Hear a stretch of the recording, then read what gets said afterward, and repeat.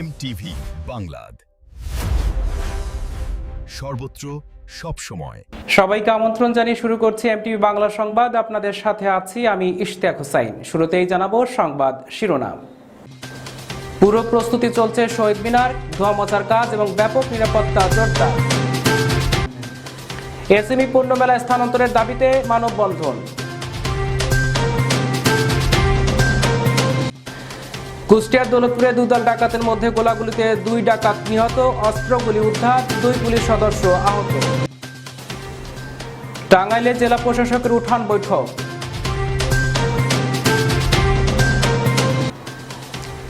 Benapole Talsari sunrise public স্কুলে বার্ষিক ক্রীড়া প্রতিযোগিতা। বাংলাদেশ বেসরকারি শিক্ষক ফোরামের মানববন্ধন।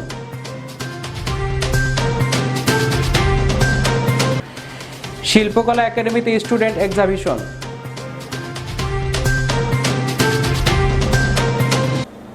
শুনছিলেন শিরোনাম, এবার বিস্তারিত। অমর 21শে ফেব্রুয়ারি বাঙালি জাতির জন্য পরম পাওয়া। যে ভাষায় আমরা কথা বলতে পারি, যে ভাষা মায়ের কোল থেকে শিখেছি, সে ভাষা প্রাণের ভাষা। আগামীকাল বাদেও সেই মহেন্দ্র খন জাতির শ্রেষ্ঠ সন্তানের স্মরণে সেই 21শে ফেব্রুয়ারি। অবাল বৃদ্ধাবনিতা থেকে সবাই এই দিবসটির জন্য অপেক্ষা করে। রিপোর্ট করেছেন আমাদের স্টাফ রিপোর্টার শাহরিয়ার শিশির। অমর 21শে ফেব্রুয়ারি উপলক্ষে কেন্দ্রীয় শহীদ মিনারে চলছে ধোঁয়া মোছার কাজ। আর একদিন পরে রাত 12টায় জাতির শ্রেষ্ঠ সন্তানদের শ্রদ্ধার সঙ্গে স্মরণ করা হবে, যারা ভাষার জন্য জীবন দিয়েছিল। এ উপলক্ষে শহীদ মিনারে পুরোদমে চলছে সকল কাজ। ধোঁয়া মোছা থেকে শুরু করে শহীদ মিনারের চারপাশে পরিষ্কার পরিচ্ছন্ন চলছে। সবাই ব্যস্ত যে যার কাজে। শহীদ মিনারের চারপাশে নিরাপত্তা ব্যবস্থা জোরদার করা হয়েছে। বিশেষ করে পুলিশ ও র্যাবের সদস্যরা সতর্ক অবস্থানে আছে। 21শে ফেব্রুয়ারিতে প্রধানমন্ত্রী ও রাষ্ট্রপতির ফুলের শ্রদ্ধা দিয়ে শুরু হবে এর আনুষ্ঠানিকতা। এরপরে জনগণের জন্য উন্মুক্ত করে দেওয়া হবে। জাতির শ্রেষ্ঠ সন্তানদের স্মরণে পুরো দেশ মুখিয়ে আছে, যারা ভাষার জন্য এবং এ দেশের জন্য 1952 সালে 21শে ফেব্রুয়ারিতে তাদের মহান আত্মত্যাগের মধ্য দিয়ে চির অমর হয়ে আছেন এই বাঙালিদের মাঝে। শাহরিয়ার শিশির, এমটিভি বাংলা, ঢাকা। ক্রীড়াই শক্তি, ক্রীড়াই বল, এই প্রতিপাদ্যকে সামনে রেখে জামালপুর জেলা স্কুল মাঠে খেলাধুলার পরিবেশ বজায় রাখার লক্ষ্যে এসএমই পণ্য মেলা স্থানান্তরের দাবিতে মানববন্ধন অনুষ্ঠিত হয়েছে। জামালপুর থেকে তানবির আহমেদ হীরা জানান, আজ সকালে জেলা স্কুল মাঠে জেলার ক্রীড়া সংগঠন খেলোয়াড়বৃন্দ এই মানববন্ধন কর্মসূচির আয়োজন করে।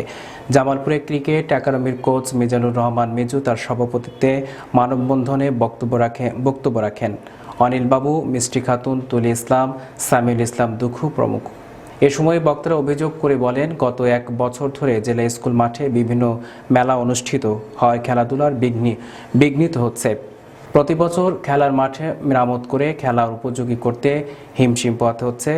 তাই মেলার স্থান পরিবর্তন না করে খেলাধুলার সুষ্ঠু পরিবেশ বজায় রাখার দাবি জানান জেলার সকল স্তরের খেলোয়াড়বৃন্দ।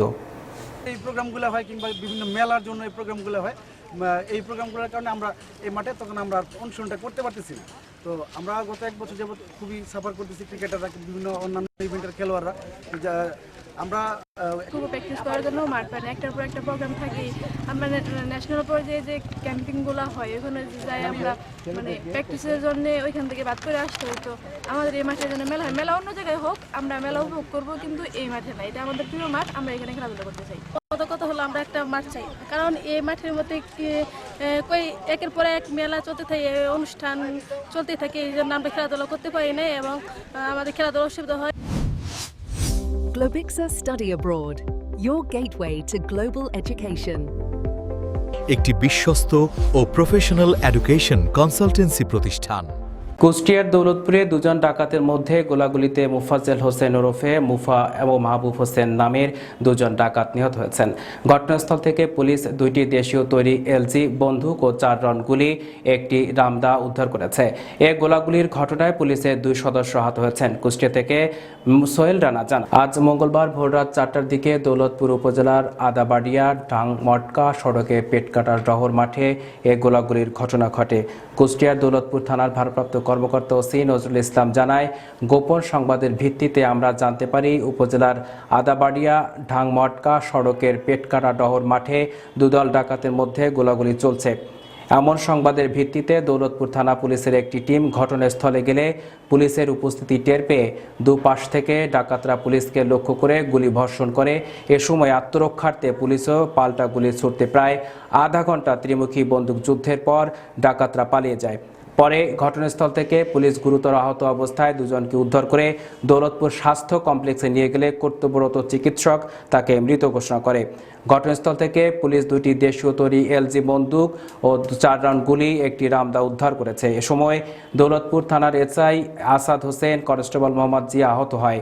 নিহত মুফাজ্জল হোসেন ওরফে মুফা উপজেলার গডুডা গ্রামের মসের উদ্দিনের ছেলে এবং মাহবুব হোসেন কৈপাল গ্রামের আব্দুর রহিমের ছেলে। তাদের বিরুদ্ধে দৌলতপুর থানায় একাধিক ডাকাতি মামলা রয়েছে বলেও জানায় পুলিশ।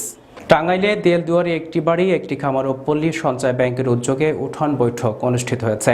এম তারিক ইসলাম তাহের জানান, মঙ্গলবার উপজেলার ডুবাইল ইউনিয়নের প্রয়াগজানি বর্ণী গ্রামে বৈঠক অনুষ্ঠিত হয়। উপজেলা নির্বাহী কর্মকর্তা মোসাম্মদ নাদির আক্তারের সভাপতিত্বে অনুষ্ঠানের প্রধান অতিথি ছিলেন টাঙ্গাইলের জেলা প্রশাসক মোহাম্মদ শহীদুল ইসলাম। এ সময় সদর UP chairman Abu Taher Bablu, Dubail UP chairman Mohammad Ilias Mia, Palli Sanchay bank কর্মকর্তা ইউসুফ হোসেন রুবেল উপস্থিত ছিলেন। এছাড়া জেলা প্রশাসক ডুবাইল ইউনিয়ন পরিষদ, আদর্শগ্রাম, গুচ্ছগ্রাম, পরিত্যক্ত উপজেলা কারাগার পরিদর্শন করেন। বেনাপোল তালসারীর সানরাইজ পাবলিক স্কুলের বার্ষিক ক্রীড়া প্রতিযোগিতা মঙ্গলবার 19 ফেব্রুয়ারি সকাল 9:30টায় ঐতিহ্যবাহী বেনাপোল বলফিল্ড মাঠে অনুষ্ঠিত হয়েছে। মোহাম্মদ সেলিম রেজা তাজ, ক্যামেরায় লোকমান রাসেলের রিপোর্ট জানান। সানরাইজ পাবলিক স্কুলের ম্যানেজিং কমিটির সভাপতি আজিমউদ্দিন গাজীর সভাপতিত্বে Benapole CNDF agent staff association bank বিষয়ক সম্পাদক বিলাল হোসেন মিন্টুর সঞ্চালনায় সভায় প্রধান অতিথি ছিলেন পরপর 3 বার জাতীয় সংসদে নির্বাচিত সাংসদ শেখ আপিল উদ্দিন এমপি।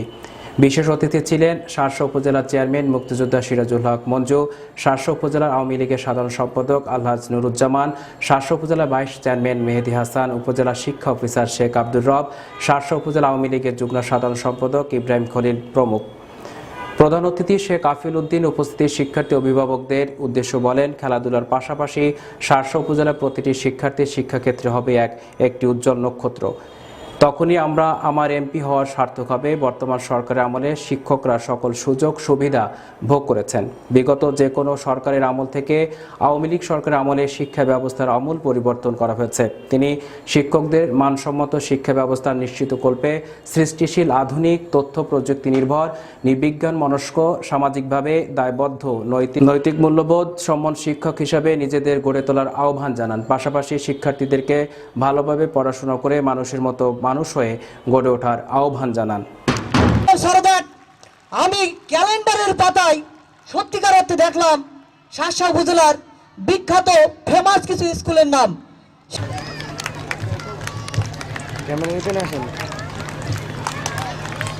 কিন্তু আপনার সন্তানটাকে সুসন্তানে পরিণত করতে হবে, কিন্তু আপনাকে আমাকে। আমি এমপি হওয়ার পরে সবচেয়ে বেশি কাজ করছি শিক্ষা প্রতিষ্ঠান নিয়ে, এটা আপনারা ইতিমধ্যে জানেন। কষ্টের ফসল, এবং এই সন্তান কিন্তু আপনার জীবনের শ্রেষ্ঠ সম্পদ। আমি মানুষকে সুন্দর গঠনের সৃষ্টি করেছি। বেসরকারি শিক্ষক ফোরামের 4% চাঁদা কর্তনের দাবিতে এক মানববন্ধন ছিল আজ। বেসরকারি শিক্ষকের উপর অনৈতিকভাবে যে 4% ভ্যাট দেওয়ার কথা বলা হয়েছে তার প্রতিবাদেই ছিল এই মানববন্ধন।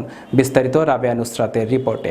আজ সকাল 11টার দিকে প্রেস ক্লাবের সামনে বাংলাদেশ বেসরকারি ফোরামের এক মানববন্ধন আয়োজিত হয়েছিল, যেখানে তাদের দাবি ছিল বেসরকারি শিক্ষকদের উপর 4% ভ্যাট স্বরূপ যে চাঁদা তাদের বেতন থেকে কেটে নেওয়ার কথা বলা হয়েছে তা যেন কর্তন করা হয় এবং সর্বোপরি পুরো শিক্ষা ব্যবস্থায় যেন জাতীয়করণ করা হয়। BRAC university department of architecture এর 16 বছরের পূর্তি উপলক্ষে শিল্পকলা একাডেমিতে স্টুডেন্ট এক্সিবিশনের আয়োজন করা হয়। বিস্তারিত রাবেয়া নুসরাতের রিপোর্টে। শিল্পকলা একাডেমির 5 নং গ্যালারিতে ব্র্যাক ইউনিভার্সিটি হতে এক স্টুডেন্ট এক্সিবিশন আয়োজিত হয়েছে, যার ব্যাপ্তিকাল আগামী 21 ফেব্রুয়ারি পর্যন্ত। মূলত বিশ্ববিদ্যালয়ের ডিপার্টমেন্ট অফ আর্কিটেকচার এর 16 বছর পূর্তি উপলক্ষে এই এক্সিবিশনের আয়োজন করা হয়। বিশেষ দর্শক হিসেবে ছিল এখানে নটরডেম কলেজ এবং বিএফ শাহিন কলেজের ছাত্ররা। এমটিভি বাংলা সংবাদ আজ এ পর্যন্ত। আমাদের সংবাদ দেখুন ফেসবুক, ইউটিউব সহ সকল সোশ্যাল মাধ্যমে।